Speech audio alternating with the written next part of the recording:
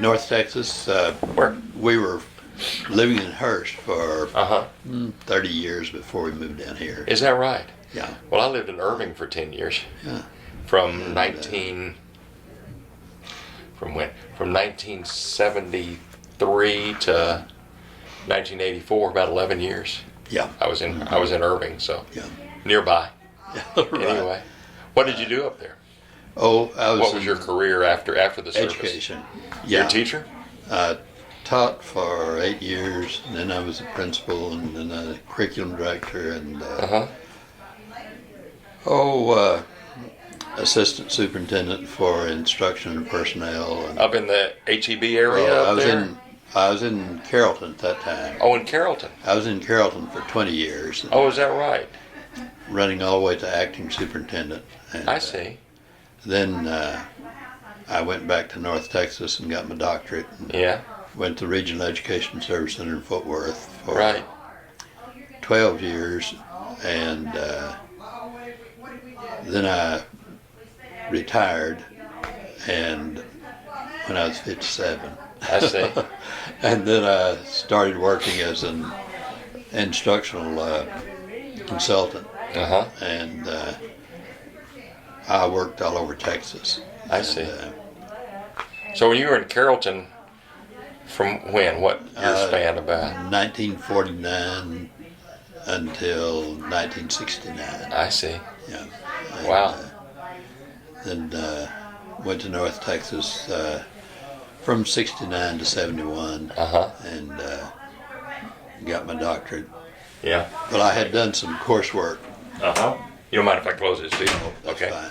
Yeah. I'd done some coursework running back and forth on Tuesdays or Thursday nights for my doctorate. And Yeah. then finished it in 2 years. I see. Moved to Denton and finished it up in North Texas. Yeah. 2 years. Okay. Okay. But, Well, tell me about your. So you grew up in. You're from North Texas. You grew up in I the grew Hurst up, area, in the Twin City, in the Mid Cities area there. I was born in Roanoke, Uh-huh. and my dad was a farmer, Right. and he lost his wife in 1915, I believe, in the flu epidemic, Uh-huh. and one child. He had 4 left, and my mother was teaching for her 2nd or 3rd year in Roanoke, and my dad was on the school board. Right. And so he proposed to her, and Yeah. after a time, and they married, and there's 7 more children, so there's 11 children. Right. My mom and dad. Roanoke. Is that where Byron Nelson was from? Oh yes, yeah. Were you around that same era? I guess he's somewhat older than you are, or was. No, he's younger than I am. Is he? I believe. Okay. Well, no, wait a minute. I know he's He's passed not- away now, but Yeah, he but has, but, just a few years ago. Did you know him? Yes, I knew him. Did? I met him several times. Did you? There. Yeah. And but my grandfather and my dad came to Texas in 1881 from Illinois, Yeah. and with a couple of uncles, Uh-huh. and they got off the train at Denison Uh-huh. and bought horses and wagons and went from Denison to Roanoke Yeah. by wagon. Uh-huh. And then my grandmother and the smaller children came later. I see. And in 1982, I see. they came down and bought land and built a house and barns and stuff and got things set up to go, and then they moved her down. I see. And I still have my grandfather's old secretary sitting in the Really? in the living room. I'll be darned. Yeah, I redid it years ago, Yeah. and but What vintage would that be? I have no idea. Yeah. My grandfather moved to Illinois in somewhere in the 1850s, I believe, late 1850s. Right. My dad was born in 1869, I see. and he died when I was 13 years old. Yeah. And we got wiped out in the Depression. Uh-huh. And my grandfather and grandmother, I never did know them, but they died before I was born, but they had been ill a long time, so we lost the farm there. Right. And moved to Pilot Point, and he died in 1939. I see. And I was 13. Yeah. There were 3 kids younger than I. And started out, my brothers older than I were shorter than I. And I was wound up being 6 feet. And next brother was 5'11", but he was wide. Yeah. And the youngest one was born prematurely, and he weighed about 2 pounds, and now he's I've got 6'4", or 6'5", 6'4", I believe. Really? And weighs about 200. And he barely made it out of the chute, huh? That's right. My mother would carry him tied by a diaper around her. Oh my goodness. Right there, so that whenever she was around the house working in the kitchen and stuff like that, he was always tied to her chest. Right. I think she slept that way at night too. I don't know. But, I'll be darned. I'll be darned. So you were in the Navy, is that right? Yes. Yeah. So tell me about when your service started and what year? It was 1944. 1944. Yeah. I went in at 17. Right. A couple of months before I went in for active duty, I went to Dallas and volunteered, and my mother gave permission, and joined the Navy Air Corps. And I passed the test to become a pilot, and they sent me home saying they'd send me a notice when the pilot training school was available. And it got awfully close to my birthday, my 18th birthday, and they sent, just before that, they sent me a letter saying that still didn't have a pilot training school open, but they'd take me in the air crew. So I went to air crew and became a bombardier. I see. Flew B-24s and PB-4Y2s. And I thought that was interesting because I had been a riveter and sheet metal worker at Consolidated Faulty building B-24s. Right. Before I went into the service. So I had a lot of experience with the B-24s and with the PB-4Y2s. That They brought them in just before the end of the war. Yeah. We went through most of the time I was in the Navy, I was in training. And we finished the flight training for final entrance into the regular Navy squadron in November of 1944. No, 1945. I see. And so the war had already ended then. Yeah. And we flew out of Edenton, North Carolina, and out of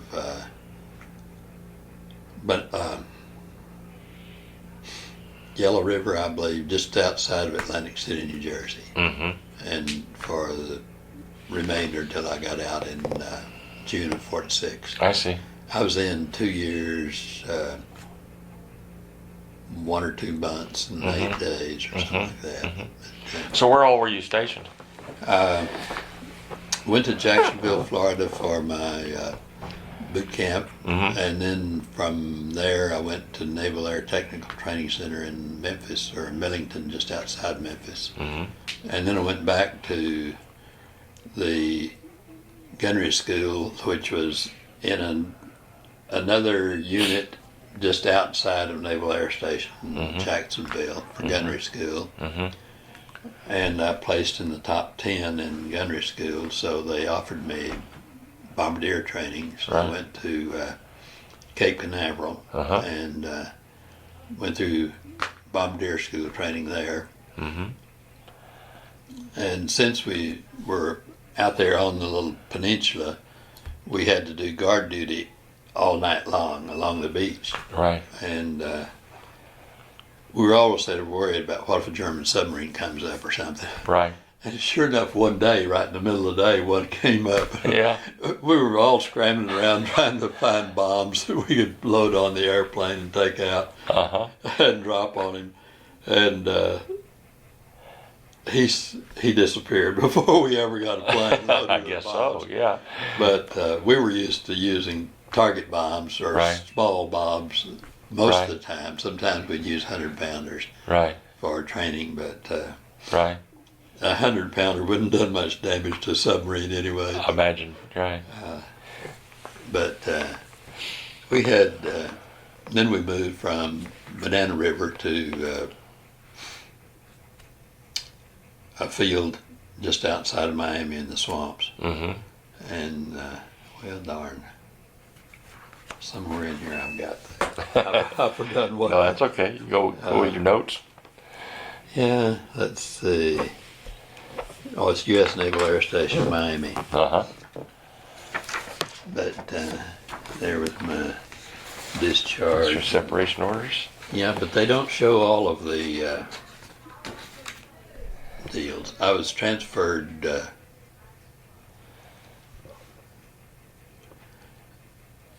I went to 3 different bases in Jacksonville, Uh-huh. right around, just outside of Jacksonville, Right. and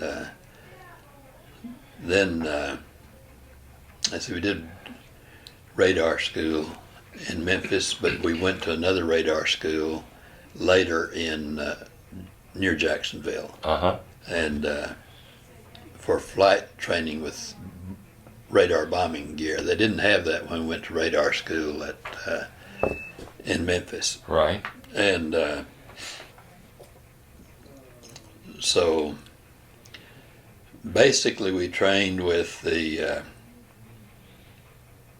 regular bomb sight that all of the U.S. planes used, and I've forgotten what the heck the name of it was. Mm-hmm.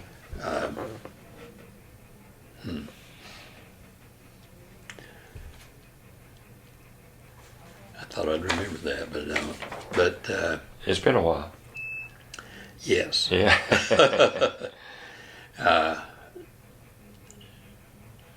we trained with the same one they used on B-24s and B-17s in Europe and Asia, Right. and the Navy had the same one. It was the old it was an outstanding bomb sight, but you had to be about 8,000 feet to use it effectively. Right. And in the Navy, we were single plane patrol bombers. Uh-huh. Went out on anti-submarine and weather trips. So most of the time, we flew, less than 5,000 feet.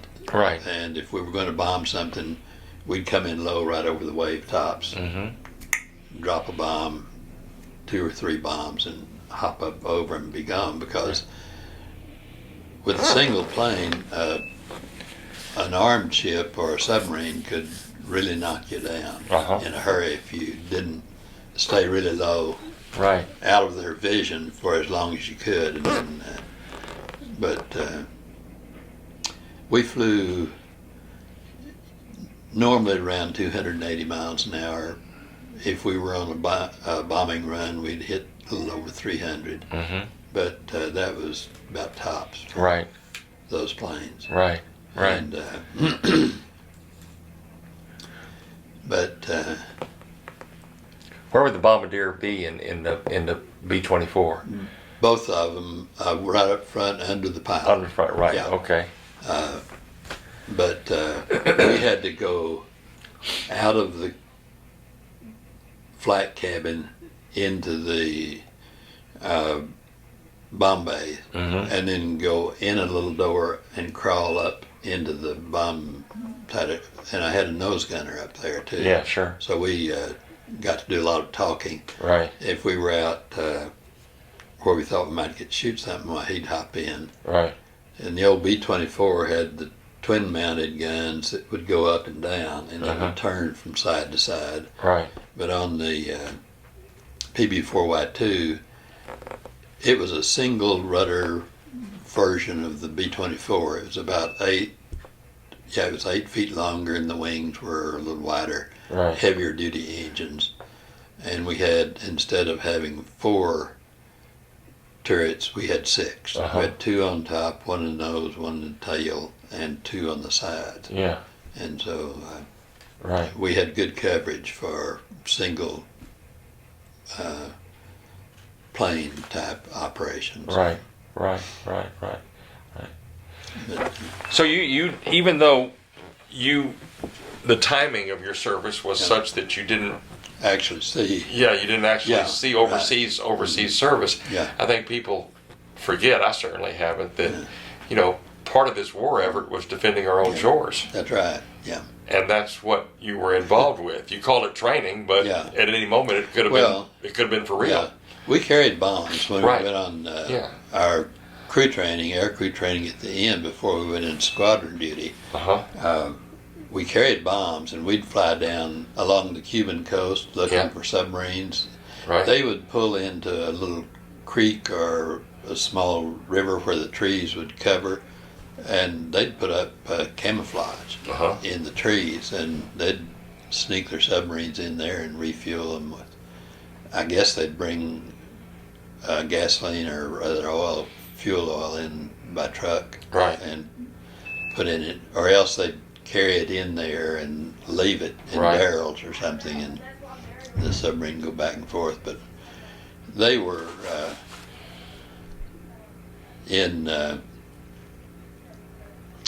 even while we were training, we were carrying loaded guns and bombs, and usually 200 to 500 pound bombs. Right. Then. Right. And we would fly down through the straits just off Miami and go out and go south of Cuba, Uh-huh. go on down past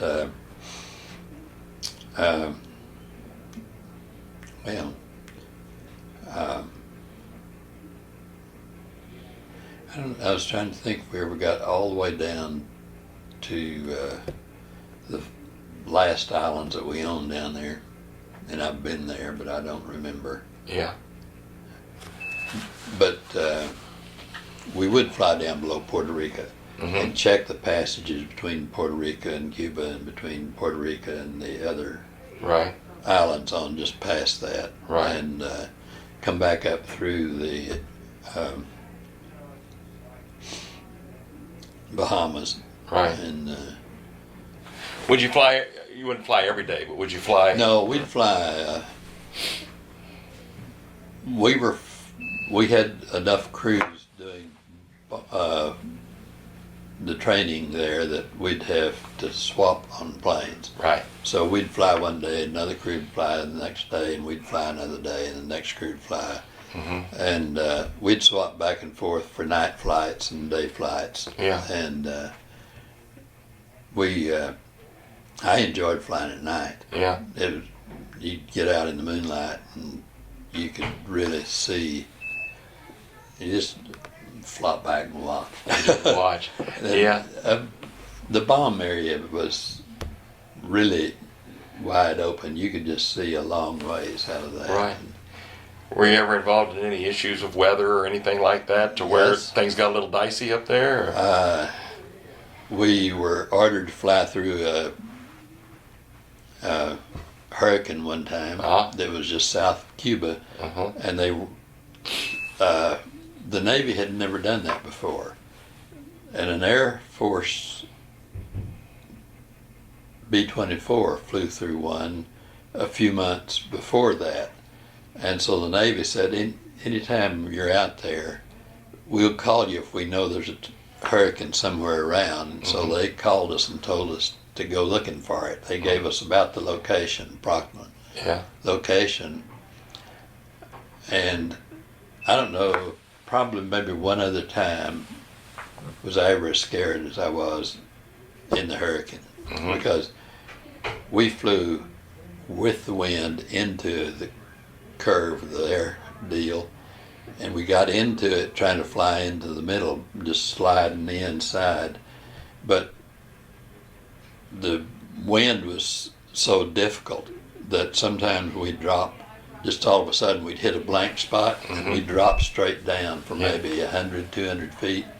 And then first thing you know, back we were gone up again, maybe 200 or 300, 400 feet. And it was really, really bad. The ultimate turbulence. But, yeah. Sick. A lot of us got sick. Yeah.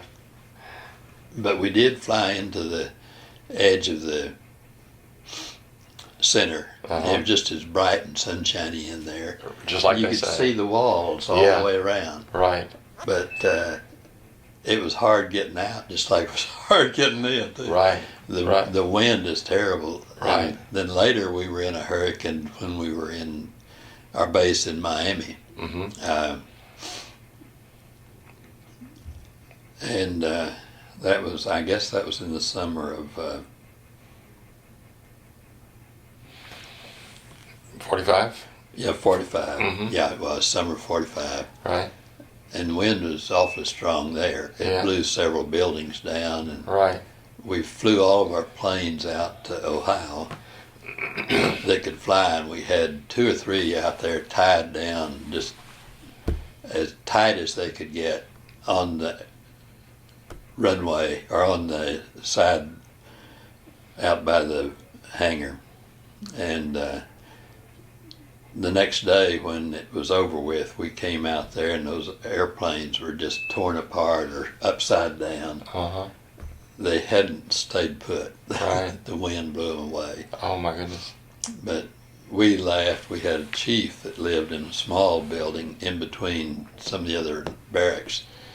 And they put us in the barracks and told us to be sure not to undo the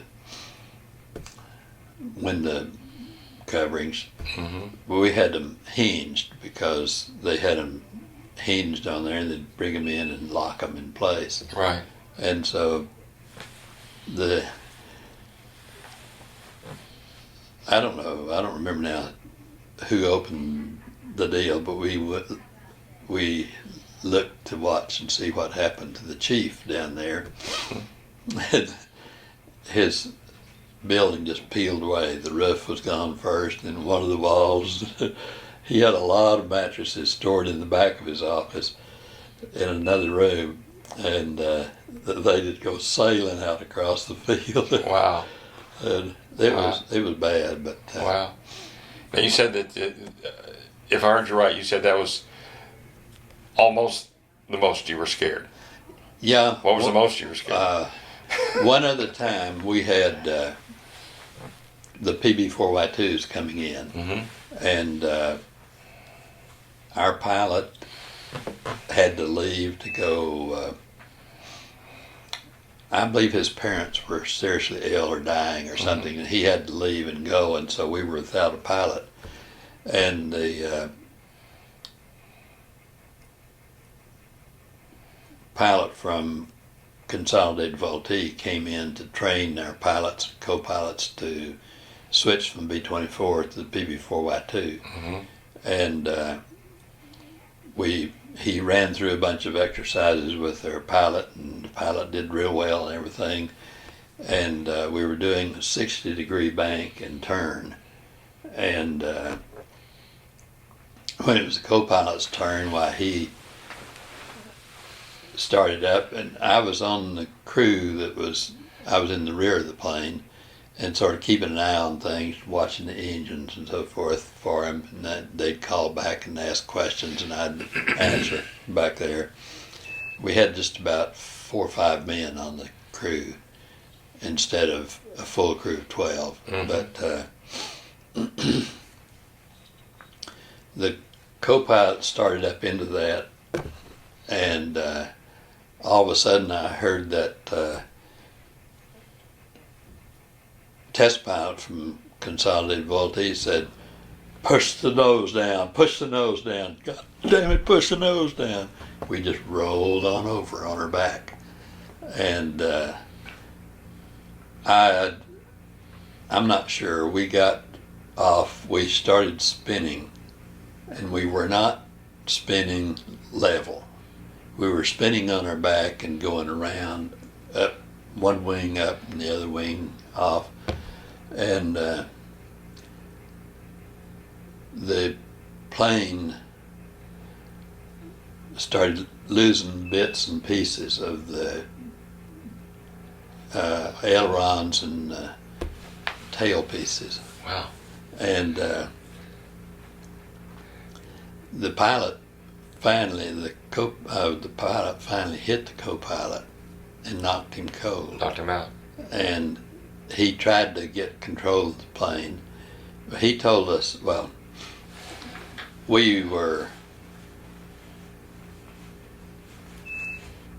he finally got it rolled over upright, going down nose first. Mm-hmm. And we dropped about 8,000 feet. And we leveled out probably 400 or 500 feet above the ground. Oh my goodness.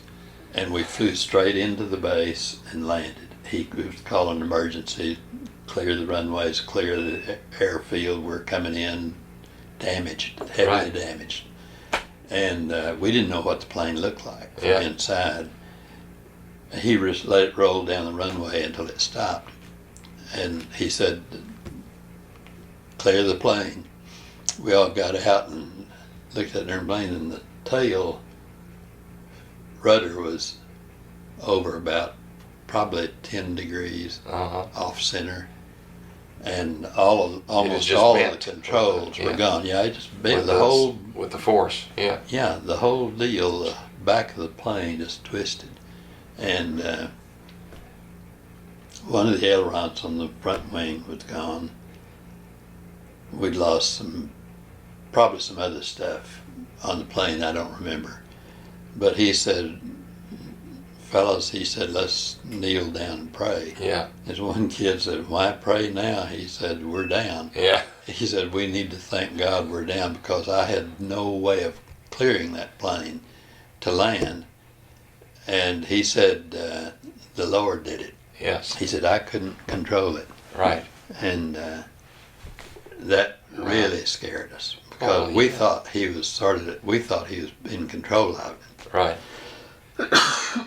But he told us that he only had control of it as it leveled down to land on the runway. Right. And right. It was, as far as that was the worst scared I ever was. Yeah. So the co-pilot just lost he control? Disappeared, yeah. Yeah. He just gripped.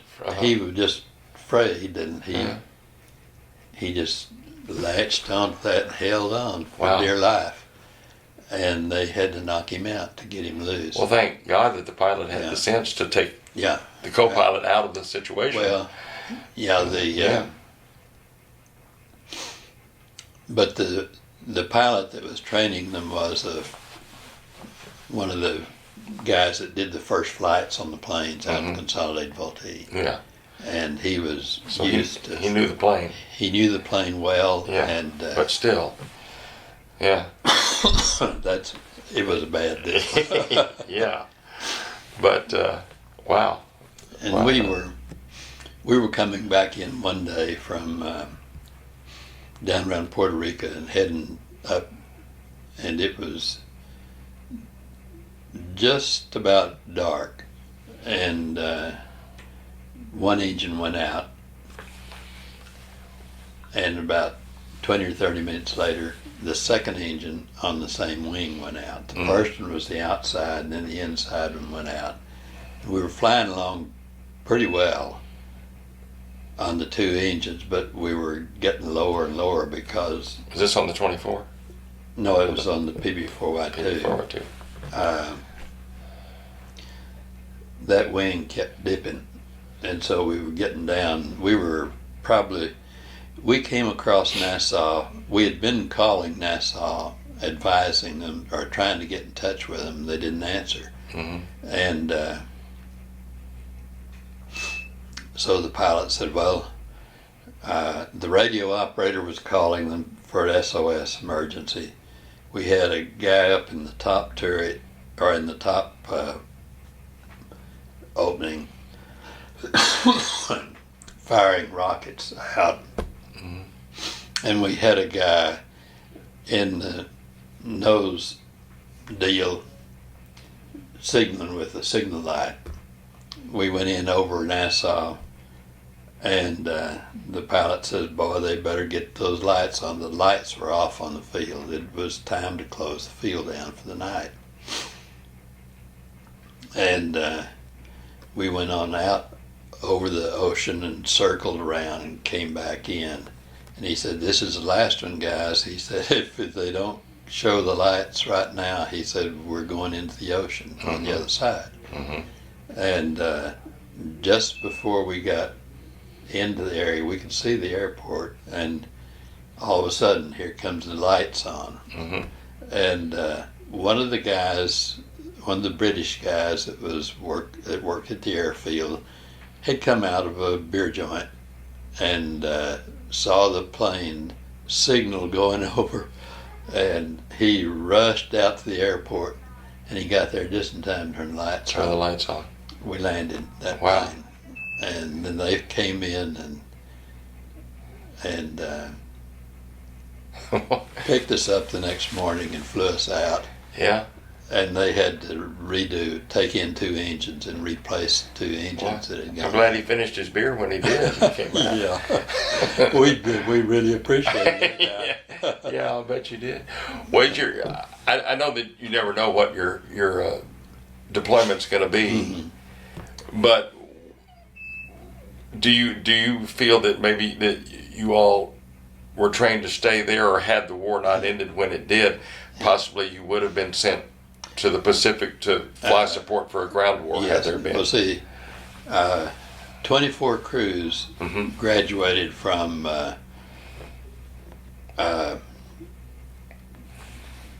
the station there in Florida, and when they finished up, they had us all lined up out in front of the hangars, and the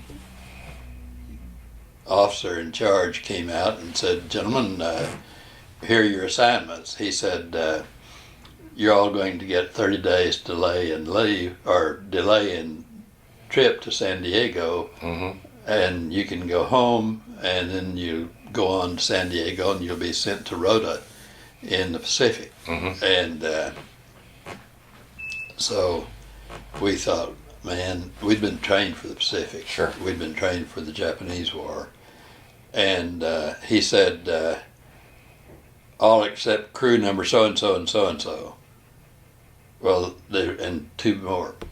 4 crews out of the 24 were sent to Norfolk, Virginia for shipment to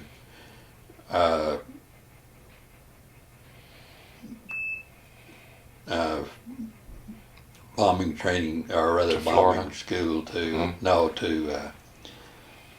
we were going to transfer to Squadron 214, and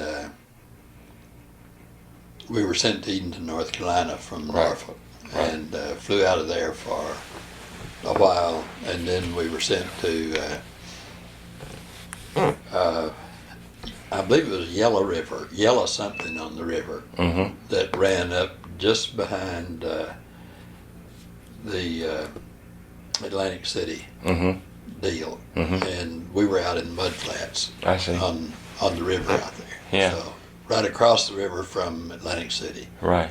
And we used to go into Atlantic City for all sorts of activities. Right. Yeah. we went to, our first beer stop was a little old beer joint out on the edge of town, and this guy was, an old man was sitting there. We thought he was old. Of course, I was like 19 at the time, and he was, he must have been 50 or 60 years old, something like that. He was there every time we stopped there, and he was just sitting there drinking beer and singing "Moon Over Miami." He was from Florida originally. For some reason, he'd been stuck up there. Yeah. And I had a sister in Philadelphia, and some nephews there, so I'd go up to Philadelphia once in a while. I see. So you got out in 46. You were only 20 years old, right? That's right. I got out just before I was 20. Yeah. Okay. No, I'm sorry. A month. Right after you turned almost 20. a month after I was 20. After you turned 20. Yeah. Right. May is your birthday, and you got Yeah. out in July, I guess, or June. June. Yeah. Yeah, I got it in June. In June of '46. Yeah, and I'd gotten a letter notifying me of my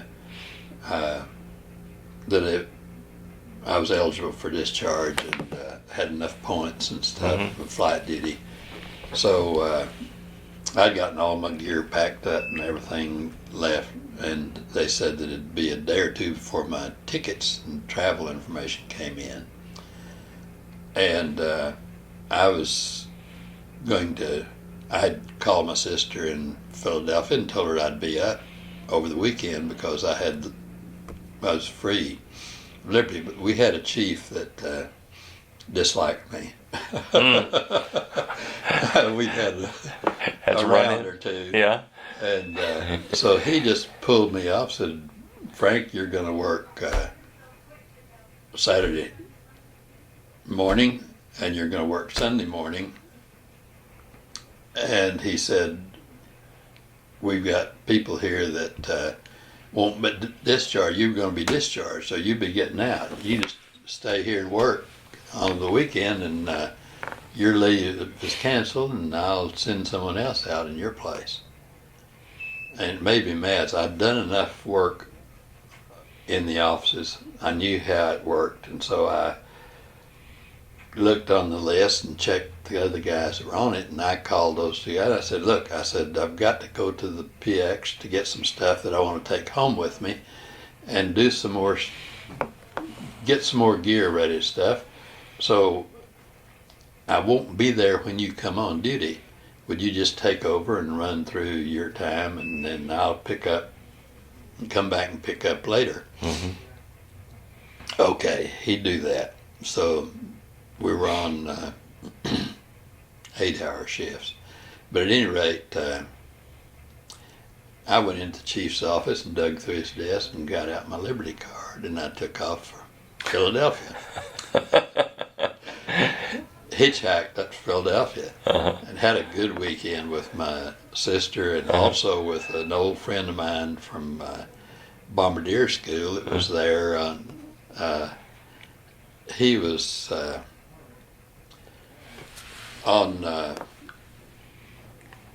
he's in the police department, Navy Police Department, can't think of what they call it now. Anyway, he was just working out time for his leave also, so we got together and went and eat lunch together and stuff like that. And we had pulled off the top for uniform. It was pretty warm, being in June, and so we pulled off our uniforms. We just walked down out of the hotel to a little restaurant right next to the hotel, and we thought we'd just walk in there. And so we didn't have our caps on, and we didn't have our tops on. And we walked in there and got lunch and walked out and walked right into a couple of Navy guys that were on police duty there at the time. And so they wrote me up. And they said, well, we'll send it down to crew chief. And I don't know what happened, but I waited and waited, and I got out. I was scheduled to leave on Tuesday, and they hadn't got the report down. I was worried about it, but I went out on Tuesday, got into Camp Wallace down Hitchcock, Texas, down just outside of Houston. On Wednesday morning, they ran me through the deal, and at 12 o'clock noon they rolled us out on a bus to take us into Houston to the train station or wherever we wanted to go. They took us into downtown Houston, and oh boy, I just barely made that. So they got a notice from the Naval Air Station in Atlantic City on Wednesday afternoon. I was already gone. And one of the guys wrote me a letter later and said, "Man, did you ever Luck out. did you ever mess that chief up? He was so mad that he treated us like animals for 2 or 3 weeks." So if that write-up had come a little sooner, you would have had to hang around for a while, right? If they'd have caught me, he would have had me back and tried me and sent me to prison for a while, because I had directly disobeyed his order, and I had been off the station when I was supposed to be on duty for I was supposed to be on for 16 hours for that period of time. Right. And I was gone. Well, I was really dreading. I was afraid they were going to get the message down there before I got out. Oh my goodness. But so you were 20 years old and you were out. So what did you do? You came back home and went to school? I went to North Texas. Right. And then that's when you started your schooling again. Yes. Yeah. Right. I went to North Texas, and I started in September of '46, and finished in. I finished in August of '49. I see. Went to teaching school in Carrollton. Right. Then, right after I got out of there. Right. So what was your path that got you to Bryan College Station? We were living in Hearst, and we had my mother and Gloria's mother and dad and her aunt, one of her aunts, that all went into retirement centers, and I was their legal advisor, and Gloria was their health advisor, and they went on into nursing homes and then died. So we were looking after them and taking care of them and stuff like that. And after our aunt had died in 2001, well, she died January the 1st, 2001, and took about 6 months to clear up her affairs and get everything straightened out and the stuff distributed to the cousins and what have you. And so then our daughter was, she had graduated from North Texas, got her master's there, and she had gone to Old Dominion University in Norfolk, Virginia for work. She was in charge of 2 or 3 dormitories and a dining hall for students there, and then she moved up into the administration. She spent 10 years there. And she decided she wanted to get a PhD, so she asked several people in her field from around the country where would be a good place to go to PhD, and they said Texas A&M. And so she contacted Texas A&M, and they gave her some help with her tuition and stuff, and she came down here in, I guess, 91. And finished her PhD then, and they hired her. She'd gotten some prizes and stuff from the president for being an outstanding student and stuff like that, so she got a lot of help with her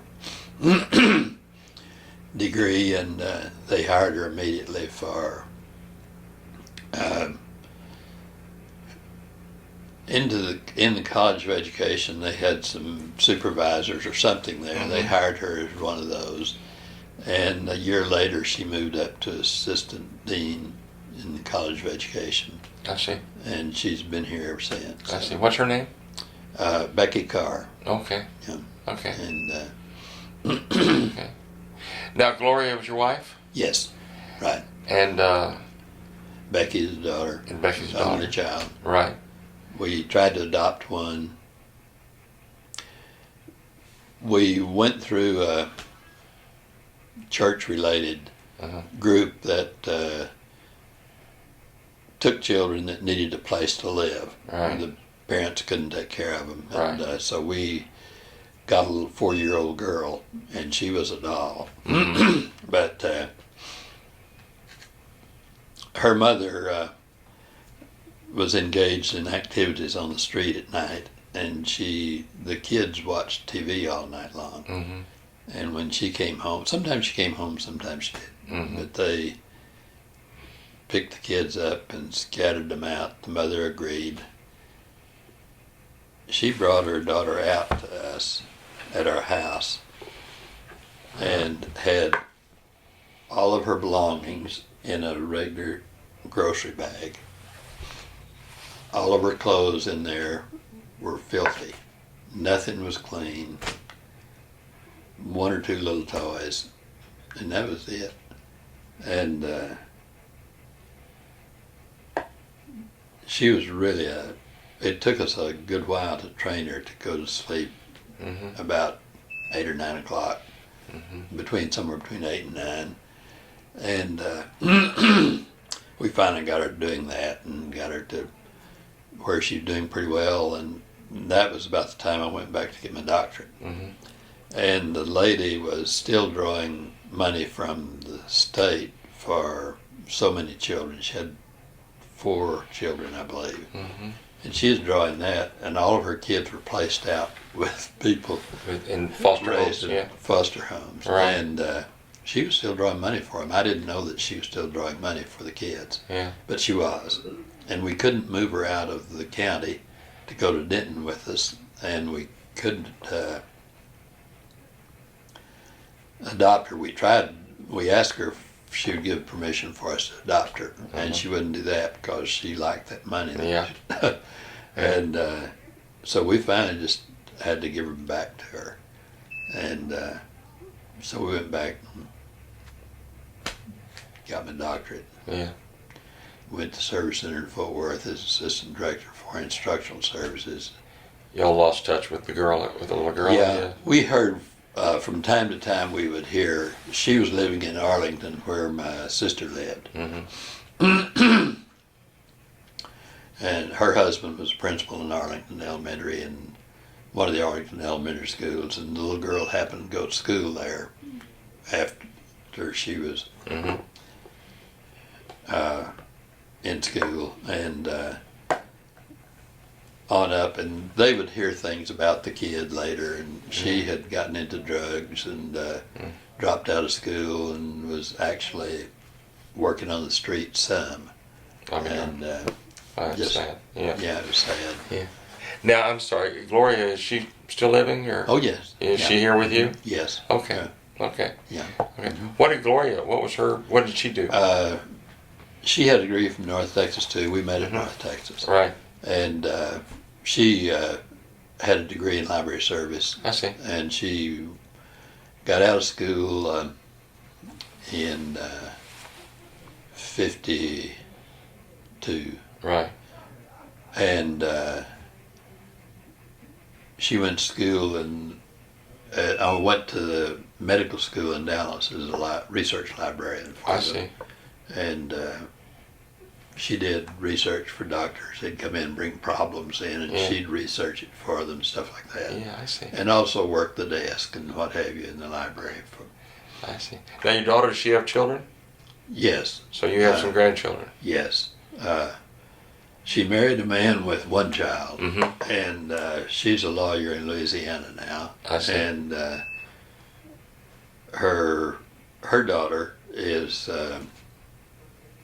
let's see, she'll be 14 in March. No, February. This month. Yeah. This be your great grandchild. No, that's Your granddaughter. Okay. Yeah. Okay. I'm sorry. Yeah. I don't have any great grandchildren. Okay. And she was about 9 or 10, something about. She's 8, I guess, at the time. But she was in the Girl Scouts, and they decided to do a program with a church here that had a connections with a orphanage in El Salvador. Mm-hmm. And so she made up a Christmas box for, she picked out a girl, they had pictures and everything, so she picked out one that was younger than she was, and she fixed up a nice box for her and sent it down to El Salvador along with all the other boxes. And then my son-in-law is a builder here, Mm-hmm. and What's his name? Steve Carr. Okay. And he builds both commercial and Mm-hmm. homes. Mm-hmm.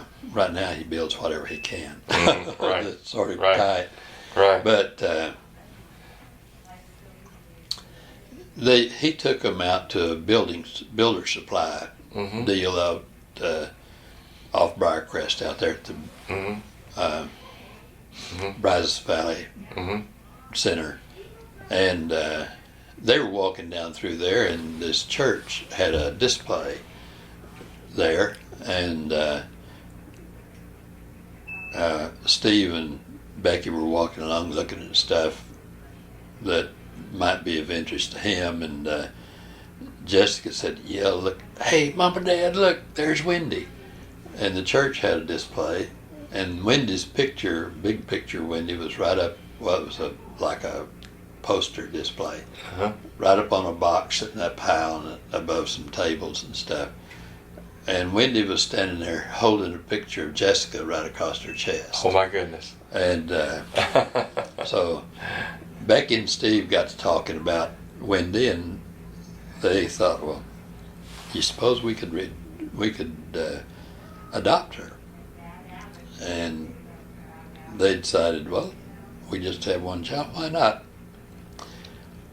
All right, so they contacted the church, and they said, well, sure, those kids are all adoptable. And so they went down there with the representative of the church Mm-hmm. to El Salvador and visited. They met Wendy and talked to her and visited with her a little bit, but they didn't tell her anything about adopting her. But Mhm. she was real friendly and nice, and she was 6 at the time, I guess. Yeah, something like 6 or 6.5. Uh-huh. And so they filed papers for adoption, and they hired a lawyer down there and set it up, and they got to working on it, and then about a year later, things were just working along, and it seemed like every time they got something done, go on something else, doing something else, they'd send for more papers, and they had a person from the adoption deal here Mhm. in Texas to come down and take a look at their home and talk to Mhm. them and make sure everything's okay, and things like that. And everything went through as approved, and they took Jessica down with them one time, and she got to visit with Wendy and played with her a good bit, and they were there for 3 days, I think, that time. Mm-hmm. And they were out to sort of a shopping area, and there was a store there, and they were in the store, and some guy jumped up with a gun and shot 2 or 3 people. And boy, that scared the heck out of them. And when they got home, they said, oh, Jessica's not ever going back to El Salvador. So then time went on. It took 3 years. And they finally called them, notified them that everything was ready. They could go down and Get Wendy up. And So Wendy's about what, 9 years old by now? yeah. Yeah. Mhm. And a little over 9. Uh-huh. But at any rate, So it's been a real process. yeah, they did. Well, at one time, they told them that Wendy had a younger brother, and she had never known her younger brother because the adoption people had picked her up playing in the streets Right. when she was 2 years old. Right. well, they went out to get another girl that had been made available for the adoption center to pick up. And Wendy was playing with this girl out in the street, and her mother wasn't around anywhere, and they couldn't find her. Wendy told them where she lived, and they went, there's nobody there. She said, "Can I go with you?" And so they said, "Well, sure, we'll take you with us until we find your mother." She was all right. The mother said, "Sure, you can take her." So, but they got Wendy. But they got her, yeah. And brought her back. And brought her back. She's been here just a little over a year now. She's been here a year and a month and, 13 and a half months. I see. So, and she's beginning to speak English now. When she first got here, she couldn't even read or write in Spanish. Wow. So they put her in the multilingual school out north of Bryan and taught her Spanish first. Right. And then taught her all of the math and stuff, reading and stuff, how to read and stuff. Right. And then they began to work with the English. And so how old is Jessica? She'll be 14 in February. Okay, so they both go to. So she goes to school here. She goes to junior high school out here on the highway, Sam Rayburn. Okay. And she'll go to Rudder next year. I see. So you got 2 granddaughters. Yes, well, 3 actually. Yeah, right. Because since they've been married, well, the oldest one was about. She was probably in junior high, maybe first year in high school. No, she was in junior high when we first started coming down. I see. And so we've known her for quite a while. Yeah. Yeah. That's a wonderful story. That's that's quite unusual. That's kind of it's almost like God gave you Wendy to sort of make up for the daughter that you had to give up. Yeah. We really hated giving that kid up. Yeah, I know, but it's sort of like God had a plan there, didn't he? By bringing Wendy into your all's life as a granddaughter. That's a great story. That really is. What do you have here? Oh, these are. You got some pictures? Yeah, I got some pictures. What you got? This is a Navy log from Naval Air Technical Training Center in Millington or Memphis. Yeah. And those are some more pictures. My class, and I'm sitting right up there. Right in the middle. Right in the middle. There you are. Tall, skinny sailor. I was tall and skinny. As a matter of fact, I think, no, this guy over here was taller than I am. I was about the second in height in my class. Yeah. And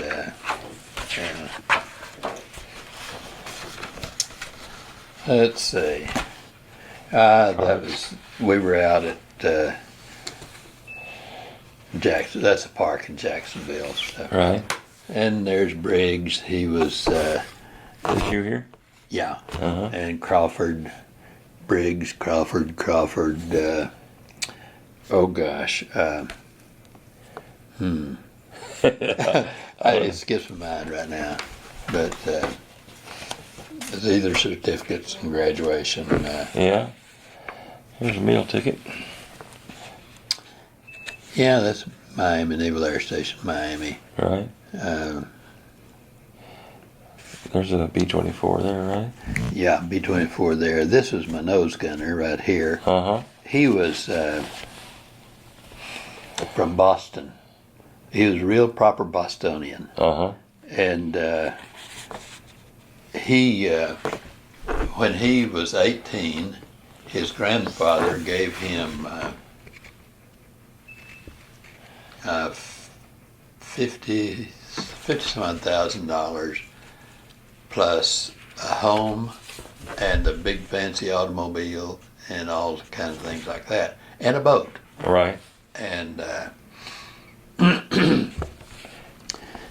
he was younger than I was. Our average crew age was 19.9 months or something like that.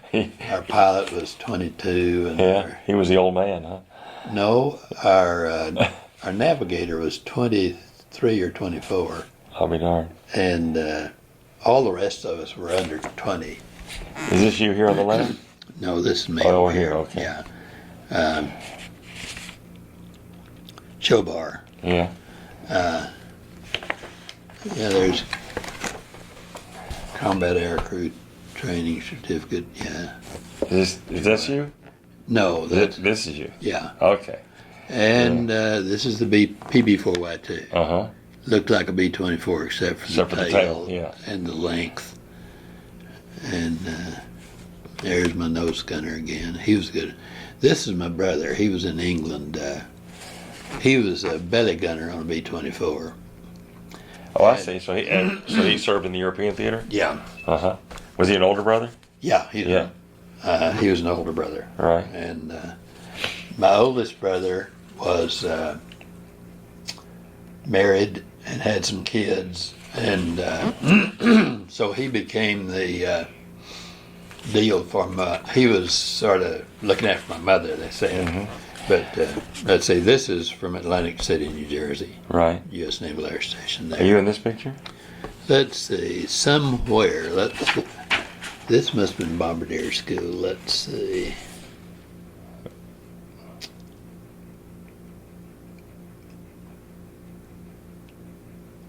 I believe there I am, right? That looks like. I think that's. That looks like you. I think it is. Yeah, I'll bet it is. Yeah, that's me. Yeah. Yeah, I'll bet it is. And And that's a P. What plane is that? Oh, it was a twin engine deal that Uh huh. we did a lot of flying in that when we went to Bombardier School. Right. Whoops. There's a bunch of drunks in there. This is Edenton, North Carolina. And we had planes, we had detachments in Edenton and Atlantic City. Right. And in the Azores on Santa Maria Island, and at Port Leota in North Africa, Yeah. and in England. And so we had planes going back and forth, and when we threw a big party, a plane would fly in from North Africa and they'd put the wine and whiskey and stuff in. They'd take up the floorboards and put it down in the bottom of the plane and put the floorboards back down, and when they flew in, well, they couldn't check them out. There's one of the little twin engine jobs. Right, same one. I've forgotten what those darn things are. But now this is the. Yeah, that's the B-24. No, that's PB-4. Yeah, PB-4. Yeah, with the tail. You can tell by the tail. Are you in this picture? Let's see. Is this you here? No, You're not. I'm not in that picture. Those were members of our crew. Right. I had a girl that went to school in Topeka, Kansas, Mm-hmm. and she sent me pictures of all the college buildings, and I they see. got wound up in there. And this is my nephews and I. Uh huh. They lived in Philadelphia. This is Washington. We traveled a lot when we were Sure. in my youngest sister. Uh huh. And that's a girl that I dated before I went in the Navy, and she wrote to me all the time I was in the Navy. And she got married before I got, or about the time I got home, I guess. Oh, so she didn't wait Yeah. for you, huh? There's 3 of them together from Yeah. Sanger. They're great pictures. Yeah. This is my youngest brother, Paul. Uh huh. Richard.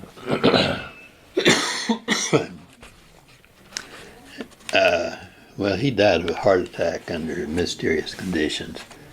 I never did find out from his wife. This was my brother's plane, Uh huh. and in England, and that was his crew. Here's a bunch of us look like we've been drunk. I don't know whether we were or not. Is that you there? That's me. Yeah. This guy was our chief radio operator. This was one of our mechanics. Yeah. And this guy was a mechanic also, but he was the guy they were gunners and whatever. Right. And I was a bombardier. That's a picture of some of my family together. Right. Well, I'm gonna move over to some of these big pictures here. That's that was probably made. Let's see that suit. This was made. That's after you got out? Yeah, it's after I got out. That was made when I started teaching. I see. Is this you and Gloria? Yeah. Ooh, boy, the night first time I saw her, I had a friend that had wedding pictures, but that that's was wonderful. Been marked up for some reason. But this is the same one. my friend asked me one that we were working our masters in North Texas, and she was and Gloria was just about ready to graduate. Right. But one day one Saturday he said, "Hey Frank," said, "why don't we go to the football game?" He said, "I know a girl over in one of the dormitories that I can call. Right. And maybe she's got a roommate or something. Yeah. You mind going on a blind date?" I said, "I go on any kind of date." So we went over.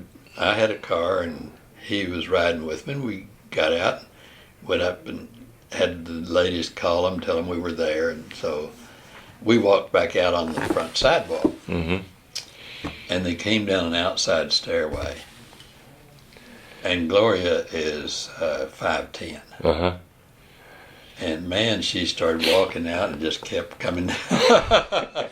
And you thought, this is all right. Yeah. I thought, she's really the one. And I'd been engaged 2 times and had broken up. But they came out and she introduced her girlfriend to both of us, or to him, and he introduced me to both of them, and then we talked for just a minute, and so I thought, man, I just never will get another chance like this. So I just reached over and took Gloria by the elbow, and I said, "Shall we go?" And just walked her off down to the car. And my friend walked along, kicking me in the heels. He said, "I'll get you, you son of a bitch." Because you got the first pick. The other girl was not very pretty. She was a nice kid, but she wasn't very pretty.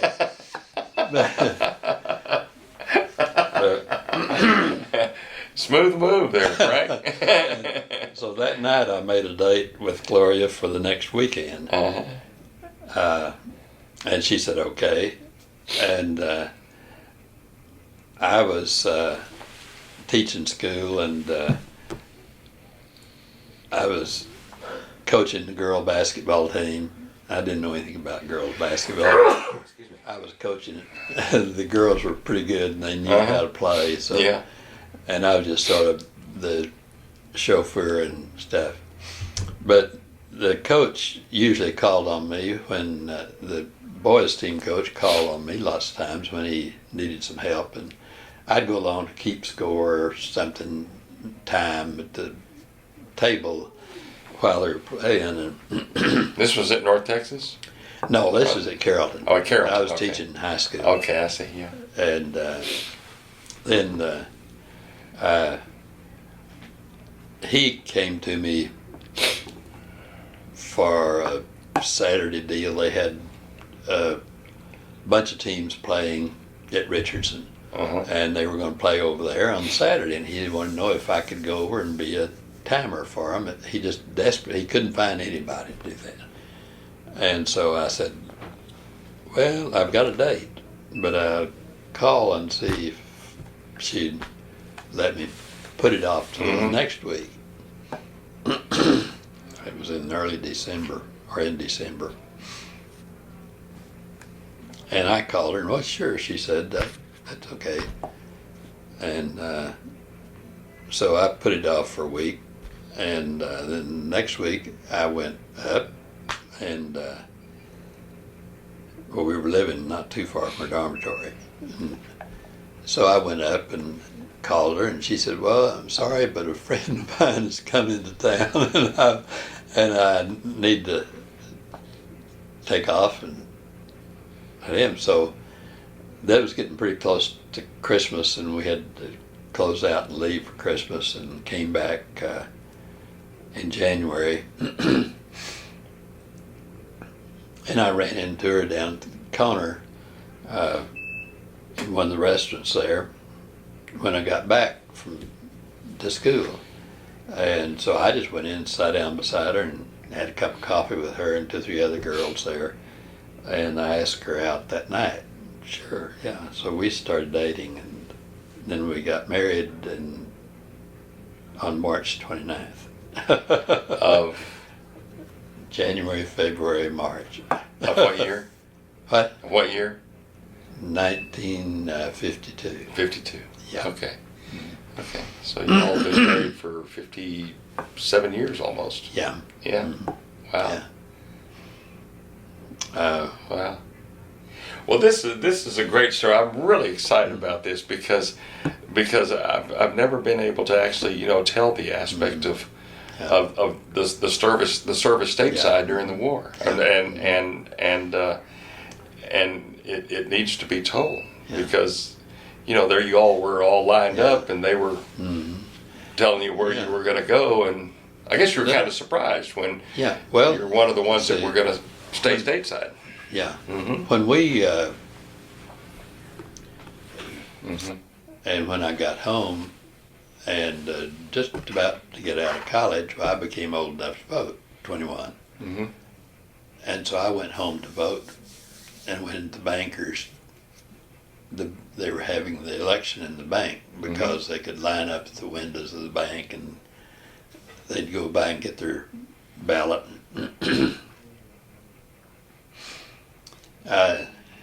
The banker's one of these guys that held lots of notes, and he'd go around and tell people who to vote for. And he came up to me and he said, "Well, he said, I'd suggest that you vote for the..." And I said, "I thought this was a private vote." I said, "I didn't know that you had a right to look at my ballot." He said, "Well," he says, "I'm advising people how to vote." And I said, "I don't need your advice. I know who I'm going to vote for." And I said, "If you'll step aside and leave, I'll vote for them." I said, "By the way," I said, "This is the same banker?" The same banker. Okay. They'd come with the preacher to visit Mom. Yeah. I said, "A lot of the kids that you said that she could take care of are out of college now. I'm in college. I'm going to graduate pretty soon." But all of us but one graduated. There were 3 PhDs in the group. Yeah.